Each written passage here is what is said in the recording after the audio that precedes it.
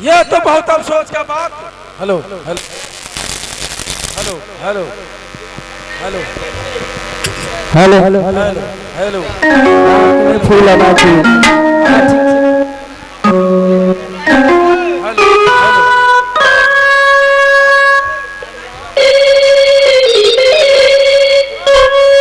Hello hello hello hello hello. ये तो बहुत अफसोस का बात है।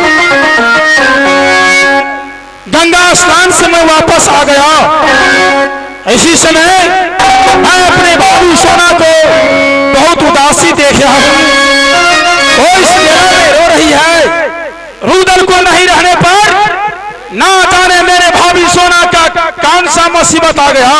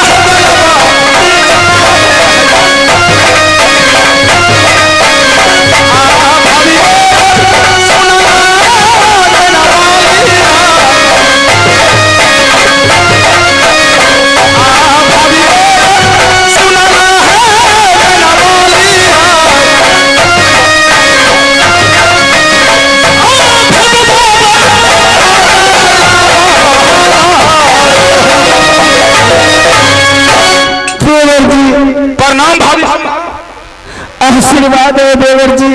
ये बता, मैं चला गया गंगा स्नान, हमको जाने का बाद इस मेला के अंदर में तुमको क्या दिक्कत हो गया जो तूने रो रही है? देवर जी, ना जाने भगवान हमारे किस्मत में क्या लिखे नहीं लिखे हैं। आज मैं इस मेला के अंदर में आई, इस प्रमुखना के पास आराम कर रही थी।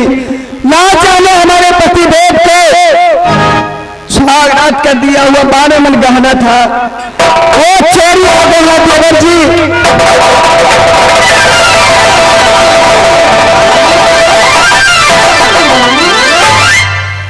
ये तो बहुत अफसोस का बात हो गया भैया। मेरा बड़े भाई साहब क्या सोचेंगे तुमको सारे बात समझाकर मैं राज महाबा किला दरबार से भेजा था, लेकिन जब वो ने अपनी भाभी को साथ में था तो फिर गहना कैसे चोरी हो गया? भाभी सोना, देवर जी, गहना के लिए तुम क्यों रो रही है? जाओ तुम यहाँ से राज महाबा खिलाओ।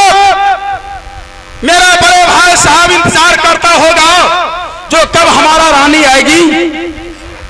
रुदल को कारण राज महाबा किला उदासी लगता होगा। मेरा बड़ा भाई साहब इंतजार करता होगा जो कब हमारा छोटा भाई रुदल से आएंगे। इसी बीच में गहना चोरी हो गया तुमको बदन को।